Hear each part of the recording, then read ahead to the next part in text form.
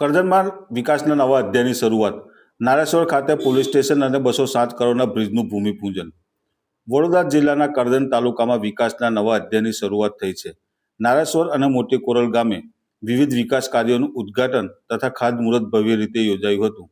નારેશ્વર ખાતે તાલુકાના કુલ 39 ગામોને આવરી લેતું નવીન પીઆઈ કક્ષાનું પોલીસ સ્ટેશન જનતાને સમર્પિત કરવામાં આવ્યું, જેના કારણે કાયદો અને વ્યવસ્થામાં વધુ મજબૂતી આવશે અને લોકોમાં સુરક્ષાની ભાવના વધશે. આ સાથે કરજણ તાલુકાને ભરૂચ જિલ્લાથી જોડતો મહત્વપૂર્ણ નર્મદા નદી પરનો ઓવરબ્રિજ પણ બનાવવામાં આવશે. રૂપિયા 207 કરોડના ખર્ચે બનનાર આ બ્રિજનું ભૂમિપૂજન કરવામાં આવ્યું હતું.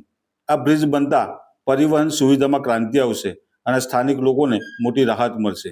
આ પ્રસંગે કરજણ ધારાસભ્ય અક્ષય પટેલ, ઝઘડિયાના ધારાસભ્ય રીતેશ વસાવા, વડોદરા જિલ્લા ભાજપા પ્રમુખ બીજે બ્રહ્મભટ્ટ સહિત ભાજપના હોદ્દેદારો, કાર્યકરો અને મોટી સંખ્યામાં ગ્રામજનો ઉપસ્થિત રહ્યા હતા. સમગ્ર કાર્યક્રમમાં વિકાસને લઈ લોકોમાં ઉત્સાહનો માહોલ જોવા મળ્યો હતો.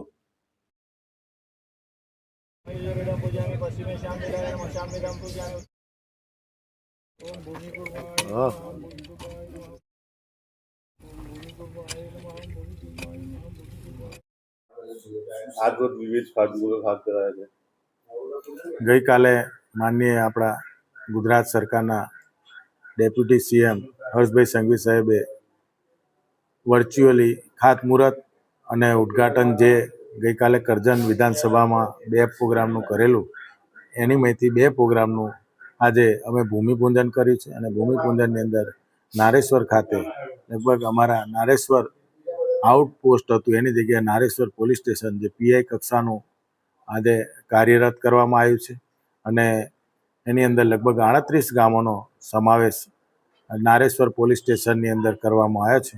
એનું ગઈકાલે માનનીય નાયબ મુખ્યમંત્રી શ્રી એનું વર્ચ્યુઅલી ઉદ્ઘાટન કર્યું હતું. અને એવો જ એક બીજો પ્રસંગ હતો, એની અંદર જે વર્ચ્યુઅલી ખાતમુહૂર્ત કર્યું હતું એવો નર્મદા નદી ઉપર મોટી કોરલ ભાલોદને જોડતો જે 207 કરોડના ખર્ચે નવો બ્રિજ જે માનનીય મુખ્યમંત્રી શ્રી ભૂપેન્દ્રભાઈની આજે સહકારથી આજે ગુજરાત સરકારે જે અહીંયા કરજણ વિધાનસભા અને ઝઘડિયા વિધાનસભાને જોડતો જે બ્રિજ આપ્યો છે, એનું આજે ભૂમિપૂજન મોટી કોરલ ખાતે કરવામાં આવ્યું હતું. અને તમામ ધાર્મિક સંતો અને આગેવાનોને બોલાવી અને આનું ભૂમિપૂજન કરજણ ધારાસભ્ય તરીકે હું જાતે અને ઝઘડિયાના ધારાસભ્ય શ્રી તરીકે રીતેશભાઈ વસાવા અને તમામ એ બાજુ વિસ્તારના રાજકીય આગેવાનો, ગામના સરપંચો અને અહીંયાથી સ્થાનિક પણ લોકો, ગામના સરપંચો અને આગેવાનો ઉપસ્થિત રહ્યા હતા. સાહેબ, આજે બ્રિજ મંજૂર થયો છે, કરજણ માટે ગૌરવની વાત છે. તો કેટલા કિલોમીટરનું અંતર આ કપાશે?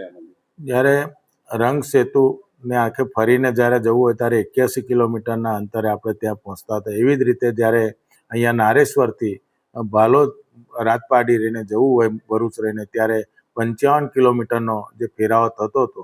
પરંતુ આ બ્રિજ થવાથી લગભગ 5 કિલોમીટરના અંતરે આપણે ત્યાં રાજપારડી ઝઘડિયા પહોંચવાની અંદર આપણા તમામ લોકોને સગવડતા મળશે. અને આ બ્રિજ જે કનેક્ટિવિટી છે, અત્યારે જે રાજપારડીથી નેત્રંગ જે અત્યારે રોડ જે થઈ રહ્યો છે, આરસીસી જે આરએનબીની અંડરની અંદરનો જે રોડ કામ જે ચાલી રહ્યું છે, એ રોડ આખું જે સાપુતારા ડાંગ આહવાને જોડશે. એટલે આ બ્રિજનું મહત્ત્વ મહારાષ્ટ્રની તમામ ગાડીઓ અને આજુબાજુના જે વિસ્તારની અંદર ખેડૂતો અને જે ઝઘડિયા જીઆઈડીસીના ઉદ્યોગો અને આ બાજુ કરજણ વિધાનસભાની અંદર આવેલી ઇન્ડસ્ટ્રીને તમામ લોકોને આજે આ ઉપયોગી આ બ્રિજ નીવડશે.